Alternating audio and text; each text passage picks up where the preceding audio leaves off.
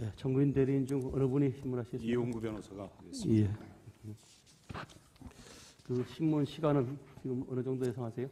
30분 이내로 30분 하겠습니다. 이내로요. 예. 그 비청구인 측에서도 그 시간 범주를 지켜서 예, 알겠습니다. 가급적이면 압축해서 해주시기 바랍니다. 자, 그럼 신문 하시죠. 예, 증인이라고 하겠습니다. 청와대에는 지하 벙커로 불리는 청와대 위기관리 상황실이 있죠. 네. 예, 앞으로 상황실이라고 하겠습니다. 증인은 1998년 6월 1일경부터 2003년 2월 25일경까지 그 국가안전보장회의 사무처 정책조정관으로 근무했죠. 네. 예, 당시 공군 대령이었고요. 네. 증인은 2003년 3월 20일경부터 2008년 2월 23일경까지 공군 준장 및 소장으로 국가안전보장회의 위기관리센터장 겸 국가안전보장회의 사무차장으로 근무했죠. 네. 다음에 2006년 2월 1일부터 2008년 2월 23일까지 대통령 비서실 위기관리 비서관을 겸직했고요. 네. 지금은 현재 대학교에서 소방방재학과 학을 강의하고 있죠. 네. 증인이 위기관리센터장으로 근무할 당시 현재 국가안보실의 업무를 국가안전보장회의 사무처가 담당했습니까? 현재의 국가안보실과 당시 NS 사무처 업무가 완전히 동일하다고 볼 수는 없을 것입니다만은 대체로 유사하지 않을까 생각합니다. 국가안전보장회의는 대통령 직속기관이었죠. 네. 그 상황실은 증인이 근무할 당시에는 국가안보 종합상황실로 불렸습니까? 네. 그 청와대는 2003년경 국가위기에 효율적으로 대처하기 위해 행정부처 업무와 역할을 조정하는 컨트롤타워가 필요하다고 판단하고 위기관리센터를 설립했죠. 네. 그 상황실은 그 외부 공격 시 대피 공간으로 그 전부터 사용되던 청와대 지하 벙커를 그 리모델링해서 2003년 6월경부터 운영되었고요. 네. 저희는 2003년 2월경 청와대 위기관리센터 설립을 제안하고 초대 위기관리센터장으로 임명된 거죠. 네, 그렇습니다.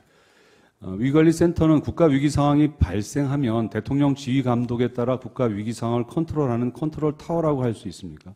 네, 그럴 수 있습니다. 그 근거는 무엇입니까?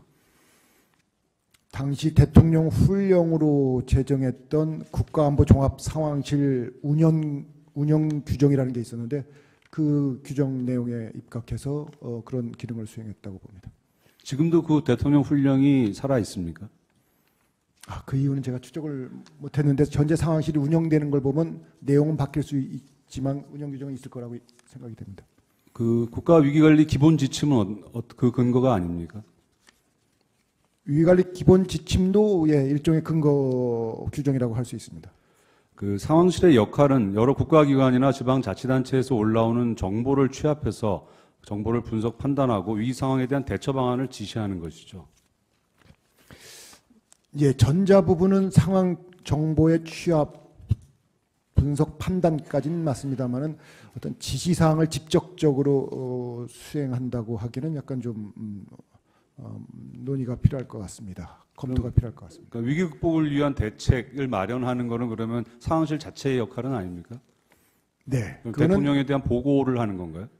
일단은 정보를 취합하고 판단하고 상부나 주변으로 보고 전파하는 기능을 수행을 하고 대책을 수립한다든가 이거는 저희 일이 아니었고요. 상황실 일이 아니었고 체계 구축에 관한 일 또는 상황이 발생했을 때 그거에 대해서 상황 운영 위기관리센터 차원에서 대응하는 거는 상황실 옆에 있었던 기획팀의 일이라고 할 수 있습니다. 그러면 상황실은 국가위기 발생 시에 대통령의 지휘부 기능을 하는 장소는 맞습니까? 네, 그렇습니다. 하나 추가하겠습니다. 전 국가안보실장이었던 김장수 씨는 이 안보실 또는 이 상황실이 컨트롤 타워가 아니라고는 취지로 이렇게 여러 차례 진술을 했는데 그 말이 맞습니까? 당시에 증인이 근무했을 때 당시와 지금의 위기관리센터 상황실인 기능이 달라진 것이냐라는 질문입니다. 현재 청와대에서는 과거에 저희가 수행했던 기능과 역할, 더 크게 대통령의 역할을 달리 생각해서 아니라고 할 수는 있겠습니다만은 제가 과거에 근무했던 상황을 상정을 하면 그 필요한 그 장비와 기능 물질적 토대였던 상황실 기능을 갖고 그 기능을 안 한다는 것은 전 이해할 수 없습니다. 증인이 근무할 당시 위기관리센터는 기획팀과 상황실로 나누어져 있었죠. 네. 기획팀과 상황실의 임무는 각각 무엇이었습니까? 예, 기획팀은 그 당시 그 정부 들어서 최초로 정부 수립 이래 최초로 시작했던 국가 위기 관리 업무를 위한 국가 관리 체계를 기획하고 관련 업무를 관련 정책을 조정하고 조율하는 기능을 수행했고, 동시에 어떤 국가적 차원의 위기 상황이 발생을 하면 상황실과 함께 위기관리 센터 차원의 위기 대응 팀을 구성을 해서 대응하는 임무를 수행했습니다. 상황실은 위기 상황에 대비하기 위해 365일 연중 무휴로 24시간 상황 근무 요원이 상주하면서 3교대로 비상근무를 하는 체제죠. 네. 그 증인도 주말 야간을 가리지 않고 거의 매일 출근을 했습니까?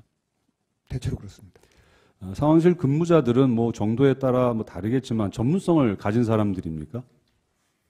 네, 뭐 어떤 전문성이 있습니까? 재난관리, 안전관리에 관해서는 전문성을 갖고 있다고 평가할 수 있습니다. 저희 직원 중에는 밖에서 민간 국가위기관리 연구소라는 걸 설립 운영하다가 직원으로 채용된 직원도 있었고, 또 일반 공무원으로서 파견 나와 근무했지만 5년간 지속적으로 위기관리 업무를 담당을 하면서 그 전문성을 어느 시점서부터는 평가받은 직원도 있습니다. 따라서 상당히 전문성이 있다라고 말씀드릴 수 있겠습니다. 증인이 위기관리센터장으로 근무할 당시 선박 침몰 사고에 대처한 적도 있습니까? 네. 어떤 것이 하나만 소개를 해주십시오. 2004년 11월 또 바로 이어서 2005년도 1월 연이어서 발생했던 우리나라 화물선이었던 바이섬호라는 선박과 파이오니어 나야라는 그 화물선 선박이 북한 수역을 운행하다가 그 악기상에 조난당해서 구조 신호를 발령을 했고, 그 구조 신호 SOS 신호를 받은 해경에서 저희한테 보고를 하면서 저희가 그 대응 상황을 고민을 하다가, 왜냐하면 그것이 북한 수역이었기 때문에 우리나라에서 할 수 있는 조치가 사실은 과거 이전부터는 없었습니다. 이전 상황이었기 때문에. 근데 국민의 생명에 관한 문제라 그대로 팔짱만 끼고 보기에는 너무 안타깝고 뭔가 좀 해야 된다는 그런 다급함에 고민을 하다가 북한 당국에 전통문을 보내서 우리 함정이 직접 그 해당 수역으로 들어가서 수색 구조 작업을 할 테니 그 동의를 해달라는 요청을 했고 전통문을 보냈고, 그거에 북한 당국이 반응을 해서 우리 해경 5,000톤짜리 배가 직접 해당 수역으로 들어가서 수색 작업을 수행한 바 있습니다. 그리고 바로 간단히 시간이 없어가지고. 예. 그 칠항입니다. 국가 위기 상황에 전통적인 안보뿐만 아니라 대형 재난도 포함되죠. 네. 2003년 2월 18일 192명이 사망한 대구 지하철 참사를 계기로 국가안전보장회의가 확대 개편되면서 그 자연재난이나 사회재난도 새로운 유형의 국가 위기에 포함되었죠. 네, 그렇습니다. 그 근거 규정은 2003년경에 제정된 대통령 훈령인 국가위기관리 기본지침이고요. 2004년 7월에 제정되었습니다. 네. 증인은 그 국가위기관리 기본지침 제정도 주관했습니까? 네, 그렇습니다. 이 국가위기관리 기본지침이 재난 대응과 관련한 기본 방향과 취지는 무엇입니까? 간단하게만 말씀해 주십시오. 예, 국가위기란 무엇인지에 대한 그 정의를 정부 문서로 규정을 했고, 그 국가위기는 어떠한 유형이 있다는 것도 33개 종류를 선정했으며, 또 개개의 국가위기 또는 국가재난에 대해서 정부 또는 국가가 어떠한 방향으로 관리해야 되는지를 예방, 대비, 대응, 복구 4단계별로 기술해 놓은 것이, 정립해 놓은 것이 국가위기관리 기본지침입니다. 그러면 국가위기관리 기본지침상 위기 또는 재난 상황을 지휘하고 감독하는 최고 책임자는 대통령입니까? 명시적으로 대통령이 책임이 있다라고 기술하진 않았습니다만은 상식적으로 당시에 상식적으로 국가 재난, 국가 위기에 대한 궁극적인 책임은 그것이 정무적이든 정치적이든 대통령한테 있다는 것을 전제로 하고 저희가 업무를 수행했습니다. 그 국가위기관리 기본지침이 제정된 이후 현재까지 핵심적인 내용에는 변화가 없죠. 이후 상황은 제가 파악을 못하고 있어서 답변드릴 수 없겠습니다. 국가위기관리 기본지침을 근거로 그 정부기관의 역할과 책임을 정립한 위기관리 표준 매뉴얼, 그다음 위기 발생 시 관련기관의 역할을 조정하고 관련기관이 해야 할 조치를 규정한 위기 대응 실무 매뉴얼 한 278권이 있고요. 위기 현장에 직접 출동하는 단기관의 행동 절차를 기술한 현장 조치 실무 매뉴얼 2339권이 있는데 이런 매뉴얼들이 만들어졌죠. 네, 그렇습니다. 즉 이는 대형 선박 사고의 경우에도 관련 기관의 종합적인 대응이 필요하다고 판단하고 국가 위기관리 기본지침을 근거로 대규모 인명 피해 선박 사고 대응 매뉴얼을 작성했습니까? 네, 그렇습니다. 그 하나의 위기 또는 재난에 관련된 여러 기관의 대응 매뉴얼을 작성했는데 관련 기관의 업무와 역할을 미리 규정해 놓은 이유는 실제 상황이 발생했을 때 관련 기관이 업무 영역에 다툼과 혼선이 있을 뿐만 아니라 조직 이기주의 때문에 업무 조정이나 협업이 잘 되지 않았기 때문이죠. 네, 그것이 배경입니다. 예, 다음 생략하겠습니다. 10회 본문 생략하겠습니다. 10항은 다 생략하겠습니다. 11항입니다. 그 2007년경 당시 상황실에는 10개의 전자상황판이 있고 국내 22개 주요 기관으로부터 실시간 전송되는 그래픽 상황 정보가 전자상황판에 그대로 표시되었죠. 2007년도 그 이전이었던 위관리 상황실이 건축되었던 2003년 6월서부터 그 10개 상황 정보가 들어왔습니다. 말씀하신 내용이 그때부터 가동됐어요. 군, 경찰, 소방본부 등에서 입수한 정보가 곧바로 상황실로 전달되었고 상황실은 그 정보를 전자상황판으로 볼 수 있는 거죠. 네. 우리나라 네, 해역을 운항하는 모든 선박의 현황, 그러니까 위치나 속도, 선박 재원 등을 전자상황판을 통해 실시간으로 볼 수 있습니까? 실시간은 아니었고 그 선박 관련 시스템 중에는 대략 한 15분에서 그 설정하는 거에 따라서 2시간까지 이 시차 지연이 있었습니다. 예. 그러면 그 설정을 바꿔주면은 한 15분 정도의 시차를 두고서 상황은 판단할 수 있다는 거죠. 그건 예 그렇습니다만 그건 저희가 설정하는 것이 아니고 해당 선박에서 설정하는 걸로 알고 있습니다. 이러한 것을 가능하게 하는 시스템이 선박 자동 식별 시스템 AIS, 그다음에 해양안전 종합정보 시스템 지콤스라고 하는 것이죠. 네, 당시는 지콤스라 예 맞습니다만은 지콤스라는 명칭을 쓰지 않고 아마 VMS라는 명칭을 썼던 것 같습니다. 그것이 나중에 지콤스라. 내용은 같습니까? 예, 같습니다. 하나 추가하겠습니다. 그 선박 자동 식별 시스템은 그 배에서 신호를 보내서 그 신호가 다른 어선, 다른 배에 포착이 되고 또 그 포착된 그 신호 정보가 상황실로 들어오게 되는 겁니까? 다른 배를 거치는 것 같지는 않고요. 그 공중을 나르고 있는 비행체를 레이더로 잡아서 그것을 화면에 시연하는 시스템처럼 바다에 떠 있는 선박 항체를 인공위성을 통해서 어떤 위치 추적 시스템을 통해서 화면에 시연하는 건데 그것을 관리하는 아마 VTS라든가 해사 운항 관리하는 기관이 있을 겁니다. 거기를 통해서 들어옵니다. VTS를 통해서 들어오는 겁니까? 예, 아마 VTS부터 시작해서 그 상부 그 종합적으로 운영하는 기관 조직이 있었던 것으로. 그러니까 그 상황실 전자 상황판에서는 이 선박들이 이 선박 자동 식별 시스템에 의해서 발송되는 신호에 의해서 점으로 표시되지 않습니까? 네, 그렇습니다. 그러면 이 선박 자동 식별 시스템이 꺼졌다. 운항 중인데 꺼졌다라고 하는 것은 일종의 위험 신호로 받아들일 수도 있습니까?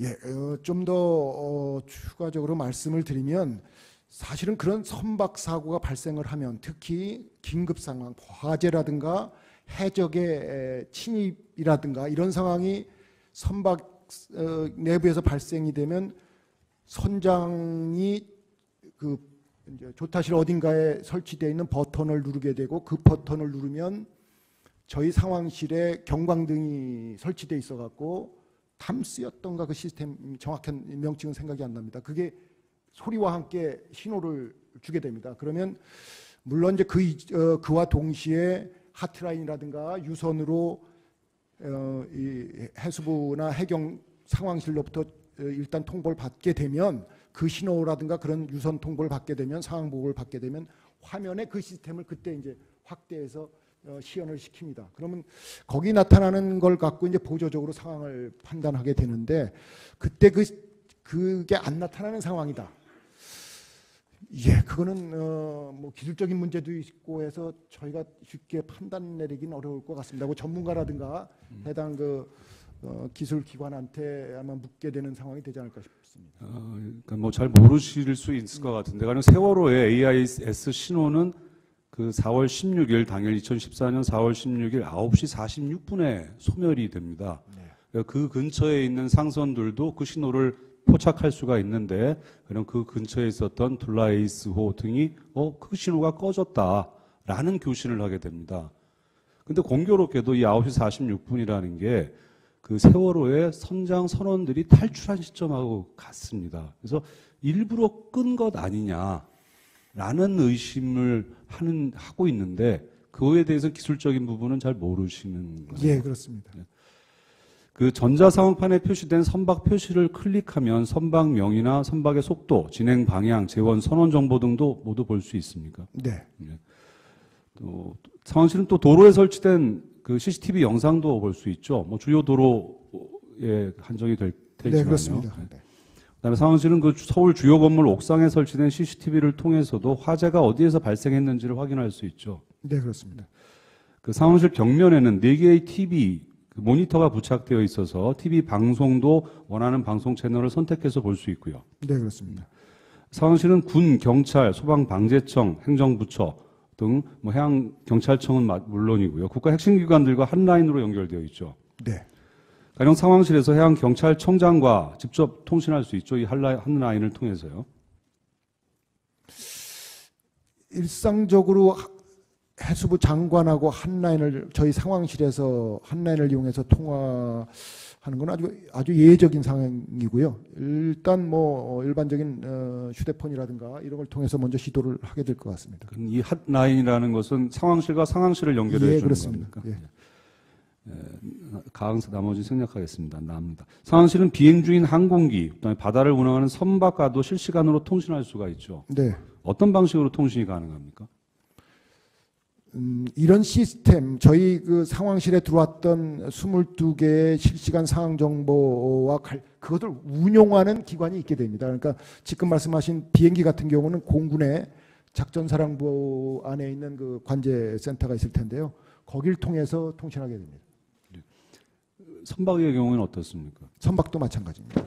상황실은 그 가령 이제 세월호가 6,852톤인데 이 정도 규모의 세월호와도 당연히 통신할 수 있는 거죠. 네. 한라인 통화 내용 및 통화 내용은 모두 기록되고 저장되죠. 제가 재임하던 시점 어느 시점에서부터 그렇게 장비를 구축해서 저장하게 돼 있습니다. 마항 생략하겠습니다. 14항입니다. 해양경찰청 본청 상황실에 선박사고가 접수 또는 보고되면 청와대 상황실도 곧바로 선박사고 소식을 알 수 있습니까? 모두 그럴 수는 없고요. 선박사고의 내용이나 수준에 따라서 해수부에서 판단해서 저희한테 보고할 수도 있고 안 할 수도 있고, 또 해수부의 상황을 보고했던 그 현장 말단 기관에서 또 판단해서 해수부 상황실은 보고하고 저희한테는 안 할 수도 있을 것 같습니다. 하나 16의 날을 먼저 묻겠습니다. 목포 해양경찰서는 2014년 4월 16일 9시 5분경에 세월호가 침몰 중이다라는 상황 보고서를 작성해서 해양경찰청, 해군, 제3함대 등에 전파를 했습니다. 이런 상황이라면은 청와대 상황실에 보고되는 게 맞죠? 네.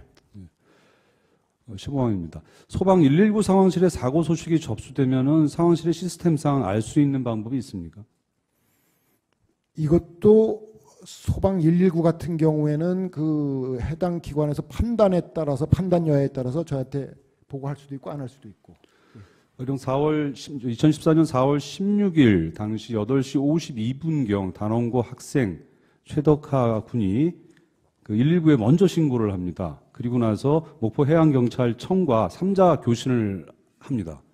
그래서 세월호가 지금 기울었다, 뭐 침몰 중이다, 뭐 이런 취지의 서로 3자 간 통화를 하는데, 그런 상황이라면은 그 소방 119 상황실에서부터 출발한 정보가 청와대 상황실에도 도착할 수 있는 상황입니까? 예, 그렇게 생각할 수 있겠습니다.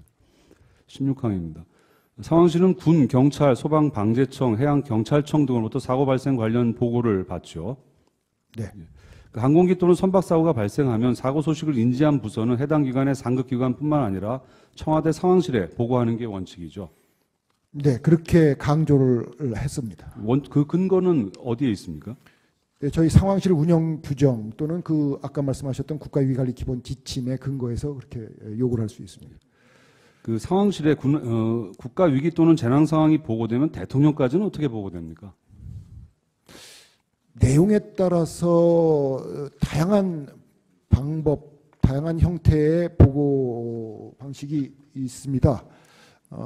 긴급한 국가 위기라고 한다면, 재난이라고 한다면 무조건 이것은 일단 유선 보고가 먼저 이루어집니다. 유선 보고, 대통령한테 보고는 1차적으로 상황실에서는 제가 안보실장, 제 위에 안보실장한테 유선 보고를 하고, 특히 재난 분야는 안보실장이 평소에 잘 다루지 않는 영역이기 때문에 안보실장한테 이 부분을 제가 직접 대통령 부속실 또는 수행비서한테 직접 보고 설명을 하겠다 그러면 그렇게 이루어졌습니다.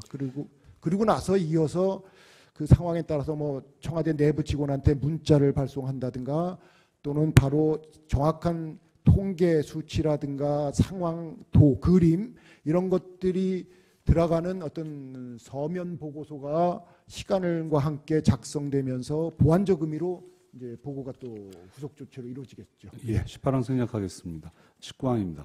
그 청와대 상황실에서 청와대 다른 부서의 상황을 전파하는 경우는 어떤 경우입니까? 예를 들어서 그냥 사고 발생 소식을 알고 있을 필요가 있다, 뭐 이런 경우에 상황 전파를 할 수도 있고요. 아니면 야, 이건 위기 상황이다, 청와대 관계기관 등에 대처할 필요가 있고 대통령이 나설 필요가 있다, 이런 상황에도 상황 전파를 할 수 있을 것 같은데 네, 어떻습니까? 네, 그렇습니다.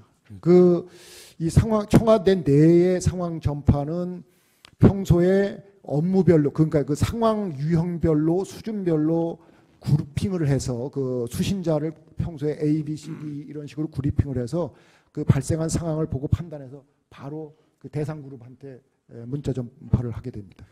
20항은 줄여서 두 가지만 묻겠습니다. 문자 상황 전파의 경우에 청와대 내부 시스템에 등록된 업무용 휴대전화로 발송되죠. 네, 그렇습니다. 그 2014년 4월 16일 당시 국가안보실 상황실은 9시 24분경에 청와대 내부 직원들에게 세월호 침몰 사고 발생에 대해서 상황 전파를 했습니다. 세월호 474명을 태운 세월호가 침수 중, 침몰 위험 있다, 뭐 이런 그 상황 전파를 하는데, 확인 중이라는 상황 전파를 하는데요. 이 소식을 대통령 수행비서, 부속 비서관도 당연히 받게 되는 거죠. 네. 대통령은 어떻습니까? 제가 근무하는 동안에 대통령께 뭐 유선이든 어떤 경우든 직접 그 대통령을 대상으로 문자라든가 보고가 이루어지는 경우는 없고요. 부속실, 수행비서, 그러니까 외부에 나가 계시단가 심지어 해외 순방 중이다 이런 경우도 모든 경우를 포함해서 대통령 직접 전화기를 대통령한테 말씀드리는 경우는 없었습니다. 그 부속실이나 수행비서한테 하게 됩니다. 그 문자 상황 전파를 대통령한테 이제 대통령의 업무용 휴대전화로는 문자 상황을 전파를 하지 않는 이유가 이미 문자 상황을 전파하기 이전에 대통령한테는 유선 보고가 되기 때문에 문자 상황 전파를 하지 않는 거 아닙니까? 그 이유는 아닌 것 같고요. 대통령이 직접 휴대전화를 예를 들어서 들고 다니면서 거기서 어떤 띵똥했다 그걸 보고 이럴 그 상황을 전제하지 않기 때문에 그러니까 네. 수행비서한테 전달하거나 또는 부속 비서관한테 전달하면 네. 자연스럽게 그것이 전달될 것이다라는 전제하에서 움직인다. 네, 그렇습니다만 그 내용에 따라서 그런 불확실성이 있기 때문에 그런 경우는 제가 직접 유선 전화로 부속실 수행비서한테 전화를 해서 대통령께 보고 드리는 게 좋겠다. 혹시 또는 알고나 있어라. 대통령이 그거에 가서 하문을 한다거나 하면 바로 답변을 드릴 수 있도록 알고 있어라. 이렇게 전화로 보통 같이 알려주게 됩니다. 예. 21항은 뭐 줄여서 묻겠습니다. 다시 A씨는 생략하겠습니다. 해양경찰청은 2014년 4월 16일 9시 30분경에 청와대 위기관리센터에 이렇게 상황 보고를 합니다. 승선 인원 474명의 세월호가 침수 중 침몰 위험이 있다는 신고가 접수됐다. 이런 내용의 상황 보고서를 이제 전파를 합니다. 이런 경우에 상황실 입장에서는 안보실장에게 부두로 먼저 보고를 하죠. 네. 그러면 대통령한테는 이런 상황에서는 알려야 됩니까? 그냥 어떻게 해야 되는 겁니까? 이런 경우는 바로 유선으로 아까 말씀드린 부속실이나 수행비서한테 얘기를 해서 대통령께 보고 드리라고 얘기를 하게 됩니다. 같이 거기서. 다항입니다. 전 국가안보실장 김장수 씨는 4월 16일 9월 9시 19분경 세월호 사고 소식을 인지하고 약 41분 동안 피청구인에게 보고할 서면을 작성했다고 하고 지금 그 서면이 제출이 됐습니다. 그런데 대통령에 대한 첫 보고를 서면 보고로 하는 상황은 위기 상황이 아닌 거죠. 네, 그렇습니다. 랑 생략하겠습니다. 망, 방 모두 생략하겠습니다. 사항도 생략하겠습니다. 22항은 물어보겠습니다.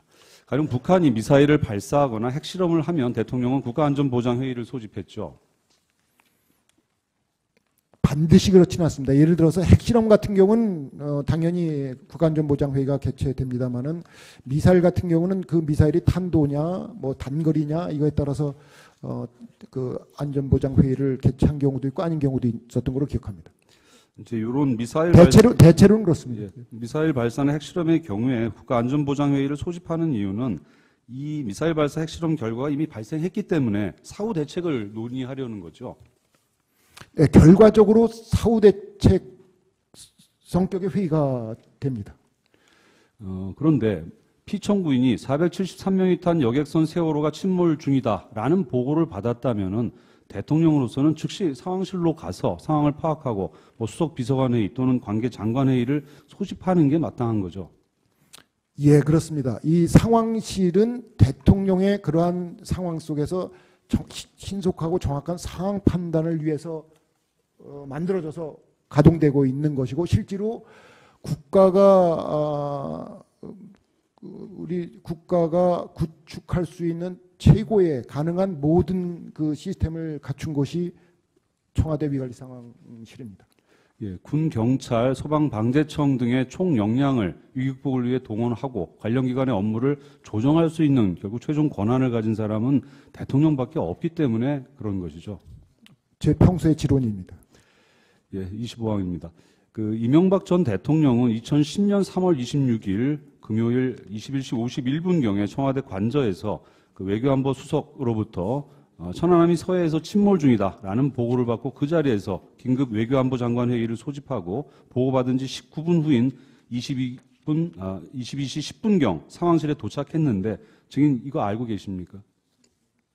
이 상황과 관련한 타임라인은 제가 모르겠습니다만은 언론을 통해서 그렇게 조치했던 것으로 알고 있습니다. 예, 가항, 나항 생략하겠습니다. 26항입니다. 증인이 근무할 당시 지금의 국가안보실장에 해당하는 사람이 안보정책실장이었습니까? 네. 예. 그 안보정책실장이 대통령의 소재지를 확인하지 못해 어디로 어떻게 보고해야 할지 몰랐던 경우가 한 차례라도 있었나요? 제가 안보실장의 그 일과를 바로 옆에서 지금거리에서 모두 지켜보지 않았기 때문에 단언적으로 말씀드릴 수는 없습니다만 상황만 지금 말씀하신 상황 속에서는 그런 일은 있을 수가 없을 것 같습니다.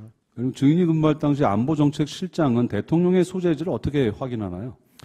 제 생각에 안보실장 정도면 대통령의 일일 일정, 주간 일정, 주요한 일정은 대부분 다 그 일정을 공유하고 있고 또 세부적으로 들어가서 보고 필요 상황이 있을 때 대통령이 어디 계신지 모른다면 하신 부속실이나 수행비서를 통해서 즉각 파악해서 보고할 수 있는 것 그런 시스템과 그렇게 실제로 이루어지는 것이 청와대입니다. 예, 라항까지는 다 답이 나왔습니다. 27항입니다. 증인은 위기관리센터장으로 근무하면서 대통령 청와대 관저에 가본 적이 있으세요? 네. 그 본관과 관저는 거리가 약 500m 정도 되죠.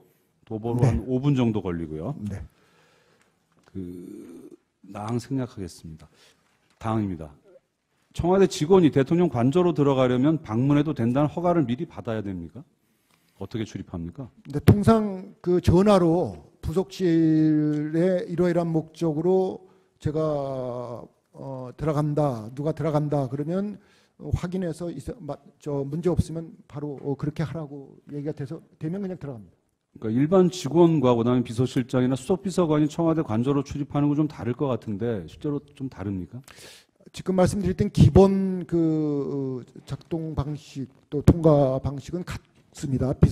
누가 들어가든 간에. 다만 수석이라든가 안보실장 같은 경우는 개인 공용 차량이 있기 때문에 그 차량을 이용해서 들어가기 때문에 약간 좀 다른 절차가 있을 겁니다. 예, 마항과 28항은 모두 생략하겠습니다. 29항 생략하겠습니다. 30항입니다. 30항 줄여서 하나만 묻겠습니다. 증인이 청와대에 근무할 당시 대통령 관저에 집무실이 있다. 이런 말 들어본 적이 있으세요? 없습니다. 네, 마치겠습니다.